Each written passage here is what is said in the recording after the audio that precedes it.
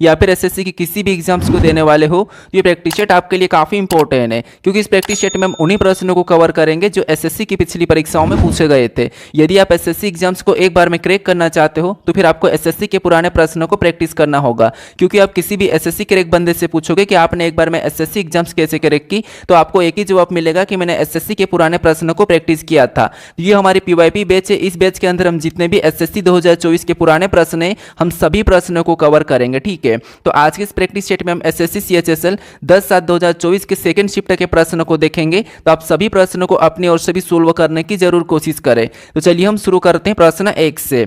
हमें पहला प्रश्न दिया है। प्रश्न कह रहा है कि एक पासे के अलग अलग फलकों पर 6 अक्षर N P R S T और यू अंकित है। निम्न आकृति में इसी पासे की दो अलग अलग स्थितियां दर्शाई गई है। अक्षर यू वाले फलक के विपरीत फलक पर कौन सा अक्षर होगा ये हमें बताना है, ठीक है। तो ये हमारा पासे का प्रश्न है और जब भी हम पासे के प्रश्न को सोल्व करते हैं तो सबसे पहले हम देखते हैं कि यहाँ पर एक से अधिक पासा हो तो कॉमन सतह देखते हैं, ठीक है। चाहे अक्षर हो, चाहे चिन्ह हो, लेटर हो, संख्या हो, कुछ भी हो, हमें यहाँ पर क्या करना है, कॉमन सतह देखना है। तो यहाँ पर हमारे पास दो पासे, तो यहाँ पर हम क्या करेंगे, कॉमन सतह सबसे पहले तो देखेंगे। तो यहाँ पर कॉमन सतह देखिए, हमें कॉमन क्या दिखाई दे रहा है, तो आप कहोगे दोनों पासों में यहाँ पर कॉमन सतह टी वाला दिखाई दे रहा है, ठीक है। कौन सा, टी वाला। अब जो कॉमन होता है वहां पर हम क्या करते हैं, कॉमन को लिखकर घड़ी के दिशा में चलते। जैसे अगर डायरेक्ट देखेंगे तो यहाँ पर घड़ी के दिशा में चले। जैसे यहाँ पर मान लो ये पहले पासे का टी है, ठीक है। ये मैंने इधर लिखा, ये पहले पासे का टी और ये दूसरे पासे का टी, ये मैंने कॉमन को लिख लिया। अब हम यहाँ पर क्या करेंगे, घड़ी के दिशा में चलेंगे। तो यहाँ पर मैं पहले पासे में घड़ी के दिशा में चल रहा हूँ तो कॉमन से चलना है। तो यहाँ से घड़ी के दिशा में चलूंगा तो यहाँ पर मुझे पी मिला तो उसको उसके नीचे लिख लूंगा। फिर और आगे यहाँ से चलूंगा तो हमें यहाँ पर क्या मिल रहा है, तो आप कहोगे यू, तो उसको भी मैं उसके नीचे लिख लूंगा। अब हम क्या करेंगे, दूसरे पासे में चलेंगे। दूसरे में भी कॉमन से ही चलना, तो यहाँ से आगे चलूंगा तो एस मिला तो उसको क्या करूंगा, दूसरे पासे के नीचे वाले के वहाँ लिखूंगा। फिर यहाँ से आगे चलूंगा तो हमें यहाँ पर आर दिख रहा है, तो यहाँ पर आर को भी उसके नीचे लिखूंगा। अब हमें क्या करना है, इनको आमने सामने करना। जैसे ये आमने सामने है, ये भी आमने सामने और ये भी आमने सामने। हमें यहाँ पर किसका पूछा, यू का पूछा। किसका, यू का। तो यू का यहाँ पर क्या निकला, ये आमने सामने ही एक दूसरे के विपरीत हो जाएंगे, ठीक है। जैसे पी का एस, यू का आर, आर का यू जैसे। और टी का क्या हो जाएगा, तो जो नहीं दिखाई दे रहा वो टी का हो जाएगा।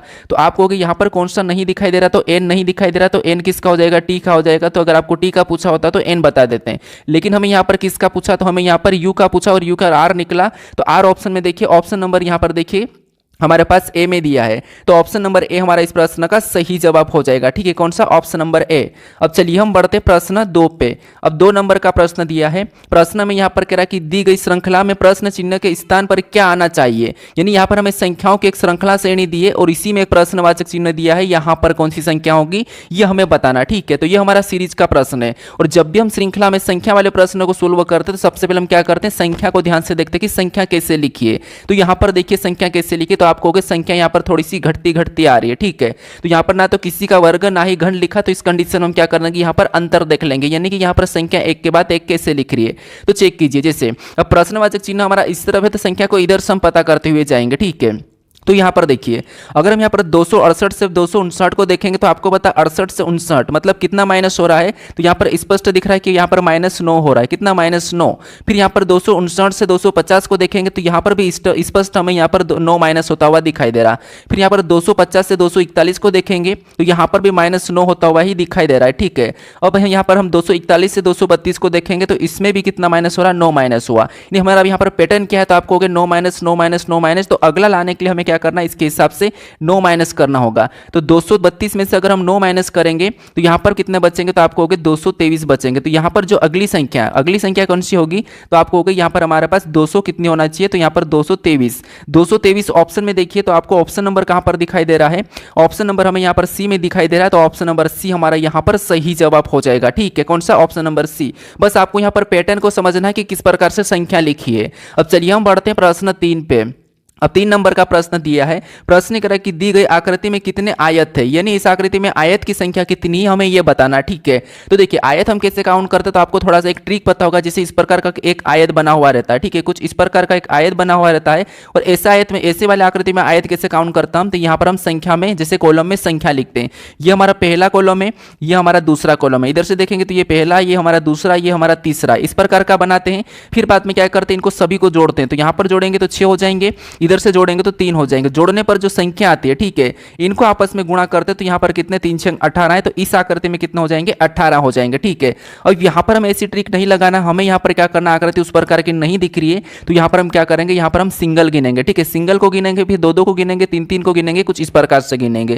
तो यहाँ पर गिन लीजिए, देखिए जैसे अगर हम देखेंगे तो एक तो हमें ये दिखाई दे रहा है और दूसरा हमें यहाँ पर ये दिखाई दे रहा है और तीसरा ये भी दिखाई दे रहा है। मैं लाल कलर में कर रहा हूँ, फिर उसके बाद ये भी हमारा एक और एक ही हमारा, उसके बाद एक सिंगल बड़ा ये भी दिखाई दे रहा है, ठीक है। तो यहाँ पर हमारे पास टोटल सिंगल सिंगल 6 दिख रहे हैं। अब 2 से बनता हुआ कौन सा दिख रहा है, तो आप कहोगे 2 से बनता हुआ हमें तो यहाँ पर एक ये वाला दिख रहा है, कौन सा, ये वाला, ये हमारा 2 से बनता हुआ दिख रहा है। अभी और आपको कहीं 2 से बनता हुआ दिख रहा है तो नहीं दिख रहा, मतलब यहाँ पर टोटल कितने दिख रहे हैं, तो आप कहोगे हमें 7 दिखे, कितने 7। ऑप्शन में देखिए 7 कहाँ पर है, ए में दिया है, तो ऑप्शन नंबर ए हमारा यहाँ पर सही जवाब हो जाएगा, ठीक है। और भी हमें यहाँ पर बनता हुआ नहीं दिखाई दिया है। अब चलिए हम बढ़ते हैं प्रश्न 4 पे।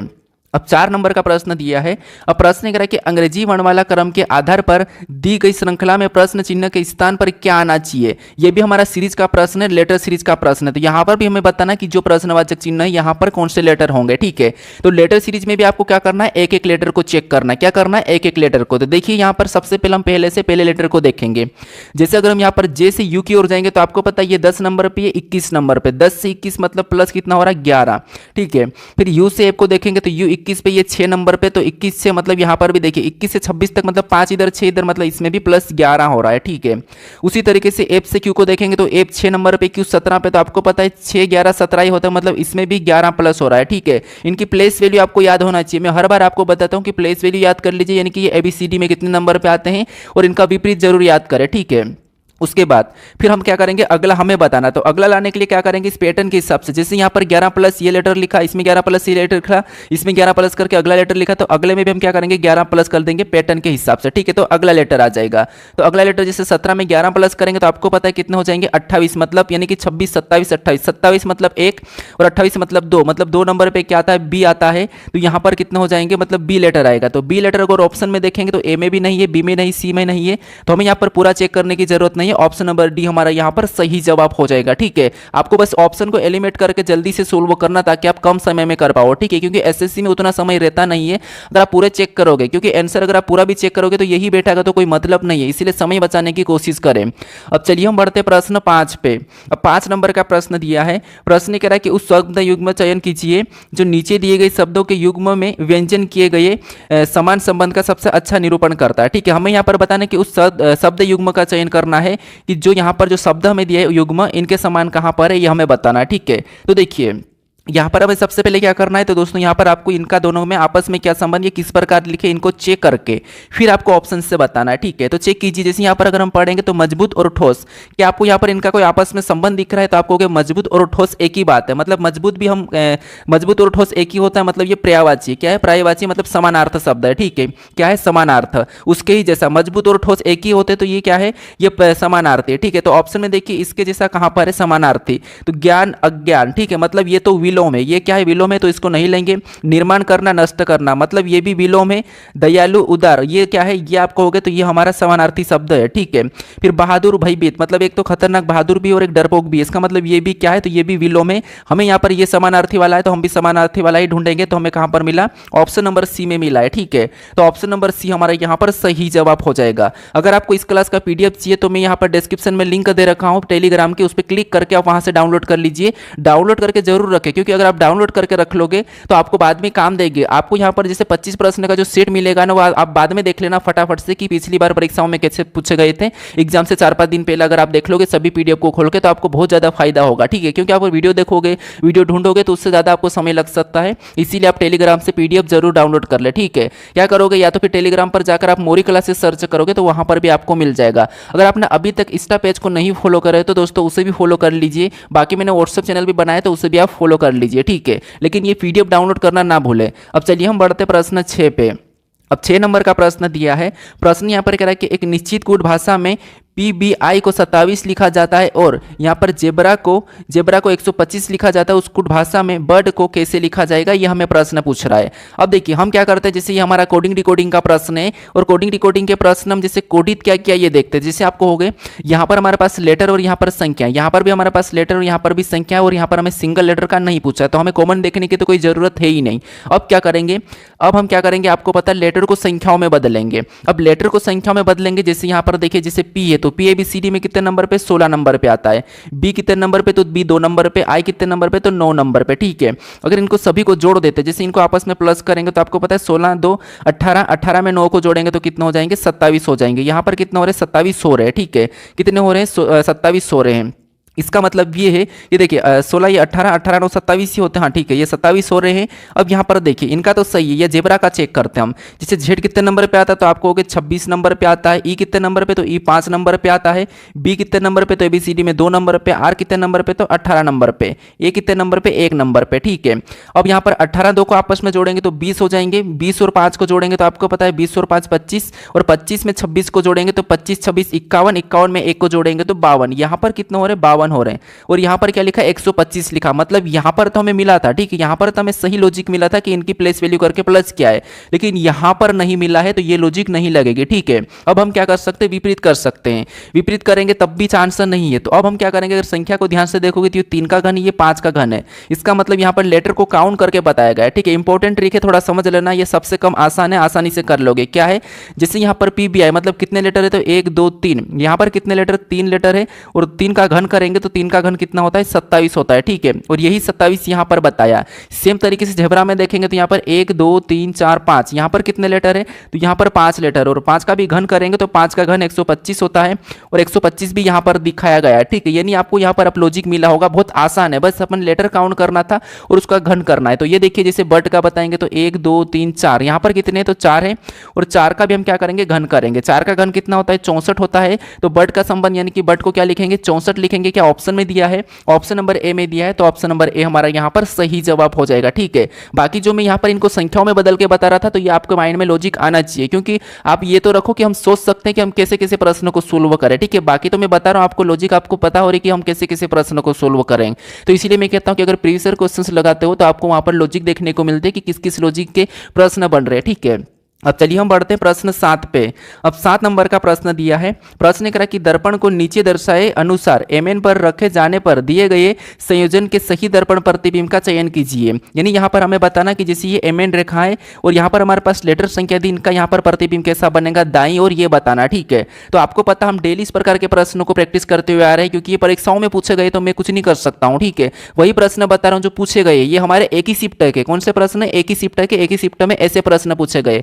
अगर यहाँ पर आप अच्छा स्कोर कर पा रहे हो तो आप डेफिनेटली एग्जाम में अच्छा ही नंबर लेके आओगे। ठीक है, तो इसीलिए आप बस रोज प्रैक्टिस कीजिए। तो यहाँ पर हम क्या करेंगे, आपको पता है सबसे पहले यहाँ पर P का बनेगा, P पलट जाएगा, कैसा हो जाएगा, ऐसा हो जाएगा। तो ऑप्शन में देख लीजिए ऐसा वाला कहाँ पर है, ए का नहीं बनेगा, P नीचे की ओर नहीं झुके, क्या दोनों तो हट ही जाएंगे। ठीक है, हमने ऑप्शन एलिमेंट, मैंने आपको बताया था कि ऑप्शन एलिमेंट करो, आपका प्रश्न जल्दी सोल्व होगा, W पे कोई प्रभाव नहीं पड़ेगा। ठीक है, उसके बाद ए कैसा रहेगा, तो ए पर भी कोई प्रभाव, डब्ल्यू पे भी कोई प्रभाव नहीं और ए पे भी कोई प्रभाव नहीं पड़ेगा, ए भी ऐसा ही दिखेगा। कि यहाँ पर ऐसा ही दिख रहा है तो ये उल्टा हो गया, इसको हटा दिया। अब हम ऑप्शन ए लगा के आगे बढ़ जाएंगे। ठीक है, अब आप चाहो तो चेक कर लीजिए, यही वाला हमारा सही जवाब हो जाएगा। ठीक है, जितना ऑप्शन एलिमिनेट करके प्रश्न को सोल्व करोगे उतना ही जल्दी होगा। ठीक है, क्योंकि समय बचाना बहुत जरूरी है। अब चलिए हम बढ़ते प्रश्न 8 पे।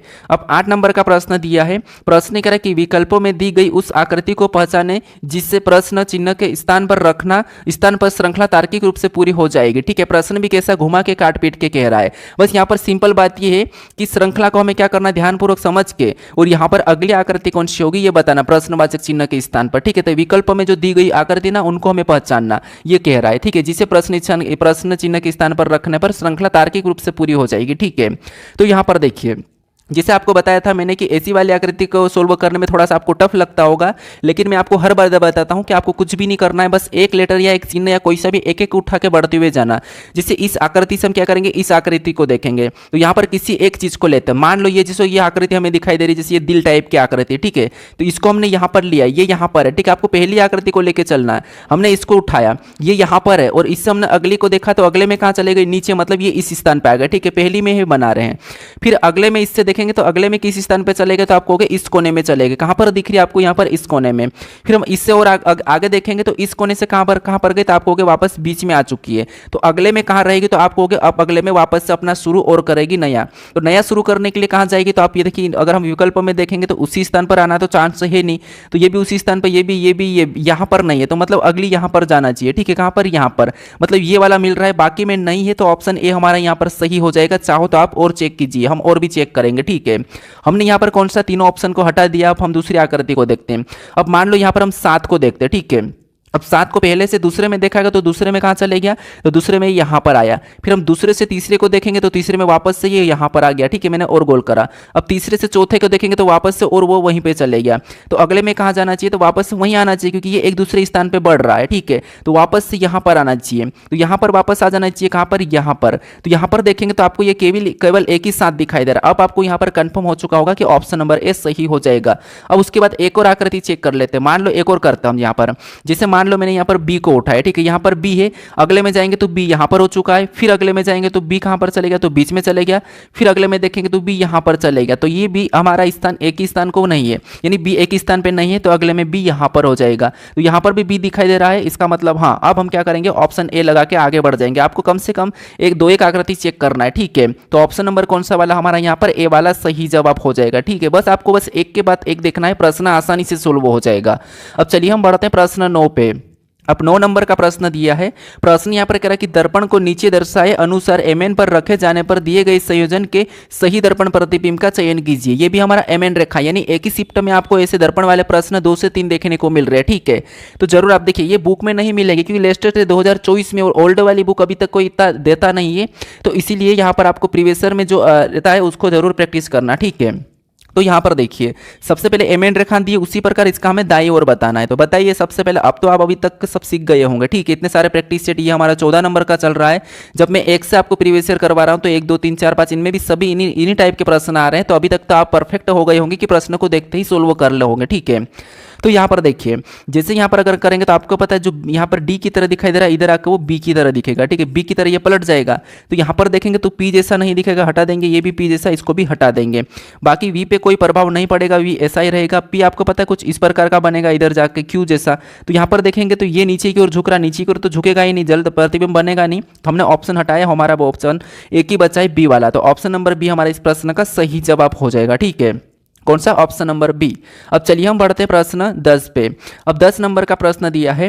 प्रश्न यहाँ पर करा कि यदि ए का अर्थ भागित, बी का अर्थ गुना, सी का अर्थ प्लस और डी का अर्थ माइनस, तो निम्नलिखित समीकरण में प्रश्न चिन्ह के स्थान पर क्या आएगा। अब ये जो प्रश्न है यहाँ पर हमें क्या करना है, लेटर दिया है समीकरण में, यहाँ पर चिन्ह को रख के हमें बोर्ड मास रूल पे सोल्व करना है। और ऐसे ही प्रश्न सबसे ज्यादा एग्जाम में क्या करते हैं, टाइम खींचते हैं। ठीक है, टाइम वेस्ट करते हैं, ज्यादा टाइम खींचते हैं। तो अगर आप प्रैक्टिस करोगे तो आसानी से फट से कर लोगे, जैसे ही प्रश्न पूछेगा तो आप समझ जाओगे। ठीक है, थोड़ा सा कैलकुलेशन भी मांगता है इसमें। अब यहाँ पर क्या करेंगे, हम यहाँ पर हम चिन्ह को रखेंगे। जैसे यहाँ पर ए का अर्थ भागित कहा तो एक ही जगह हम क्या करेंगे, भागित के चिन्ह को रख लेंगे। और यहाँ पर देखिए बी का अर्थ क्या कहा, तो बी का अर्थ गुणा कहा, तो यहाँ पर हम गुणे का चिन्ह रखेंगे।